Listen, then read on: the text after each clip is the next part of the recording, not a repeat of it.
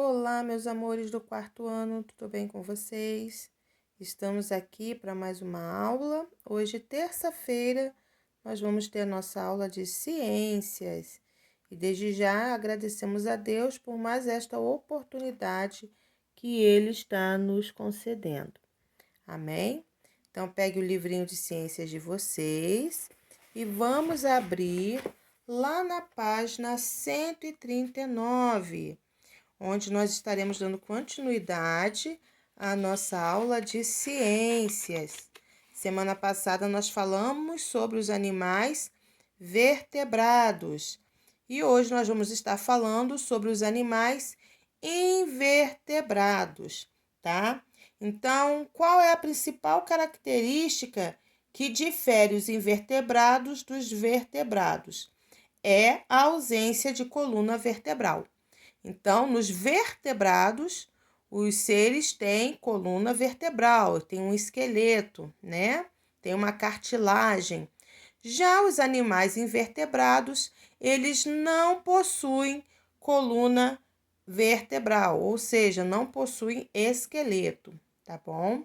Então, vamos lá? Chamamos de invertebrados os animais que não possuem coluna vertebral. A maioria dos invertebrados é ovípara, ou seja, a maioria nasce de ovos. Eles podem ser encontrados nos mais diversos ambientes, dentro do solo, na água, na terra e até no corpo de outros animais, tá? Cada um desses animais tem uma função própria e realiza um papel importante na natureza. Então, nós podemos ver aí alguns animais invertebrados que nós podemos encontrar na praia e no fundo do mar, tá? Então, nós temos o siri, a lula, o camarão e a estrela do mar.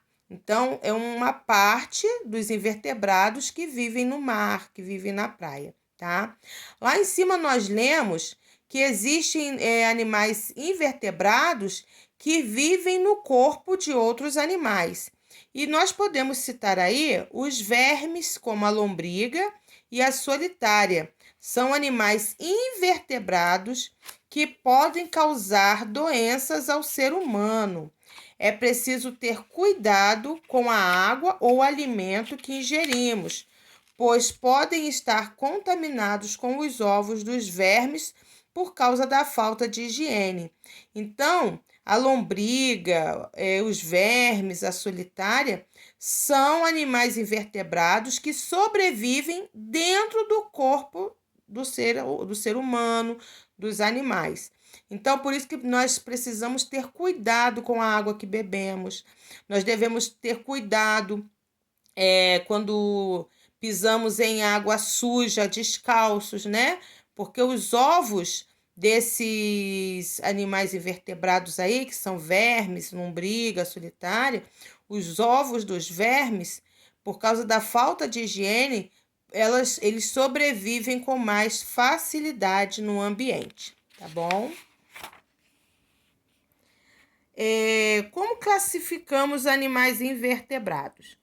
Então, para saber a classificação de um animal invertebrado, é preciso levar em consideração apenas a presença ou não de um esqueleto externo e pernas articuladas. Então, pernas articuladas que se movem com facilidade, tá? Invertebrados com um esqueleto externo e pernas articuladas.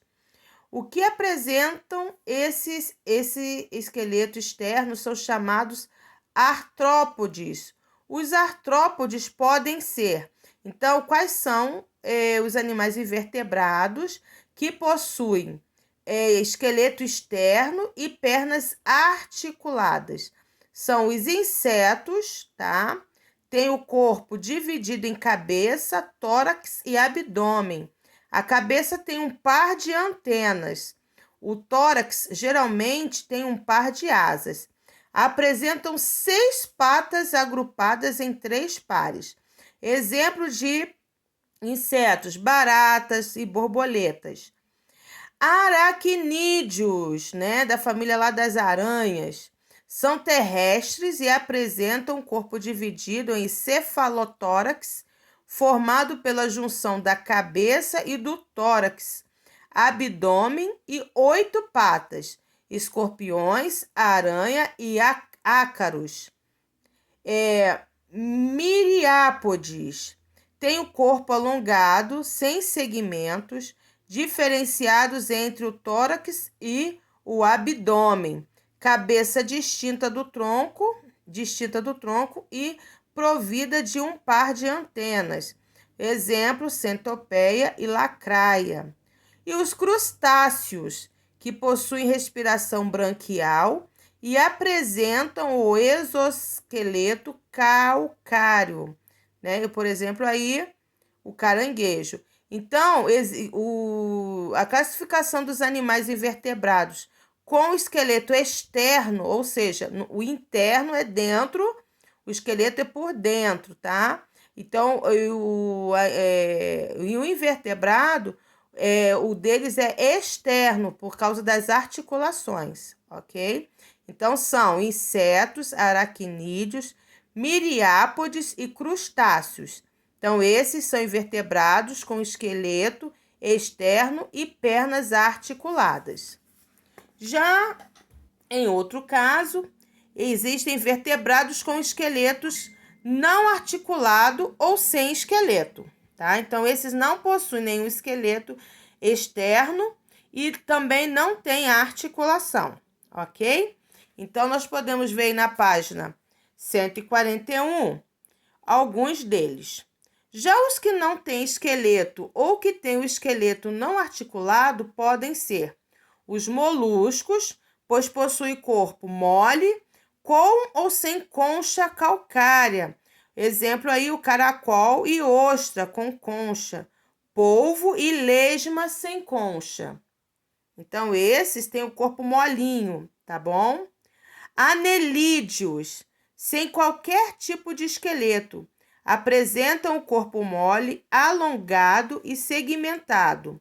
Exemplos, sanguessugas e minhocas. Então, por ser aquele corpo mole, né? Meio gelado. Equinodermos tem o esqueleto sobre a pele. Então, a estrela do mar é um equinodermos, porque o esqueleto dela é por cima da pele, não é dentro da pele, tá? Vermes, sem qualquer tipo de esqueleto, é a designação comum e imprecisa de todos os animais alongados de corpo mole. Então, a lombriga e planária. Então, a lombriga, ela é mole, bem molinha também, tá? Não possui articulação nenhuma e não possui esqueleto.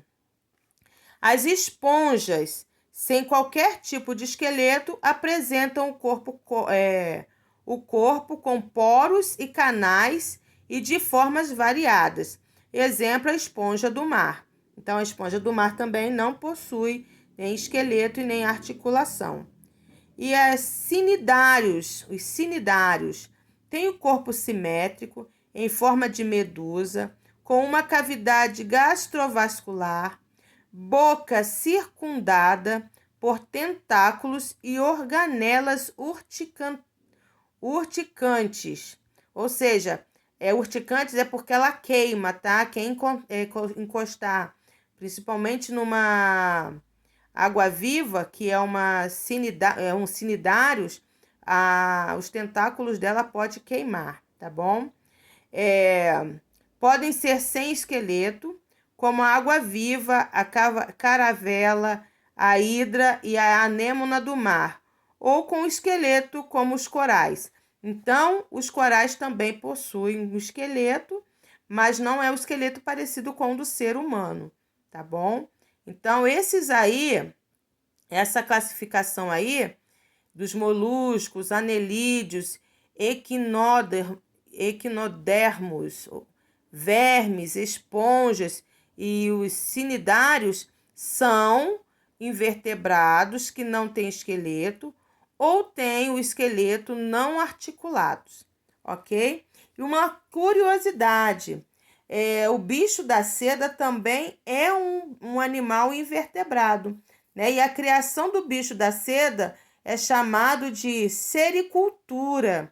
Então, quem cria esse invertebrado, que é o bicho da cera, está praticando a sericultura. E a lagarta também é um animal invertebrado. E aquele casulo, né, que a lagarta faz para poder ficar ali dentro e depois se transformar em uma borboleta, nós chamamos de crisálida. Então, essas são as curiosidades dentro dos animais invertebrados, tá? Então, vocês vão estar fazendo a atividade da página 142 até a página 143. Qualquer dúvida que vocês tiverem, podem chamar a tia no privado, combinado? Que Deus esteja abençoando vocês e até o nosso próximo encontro. Beijo grande!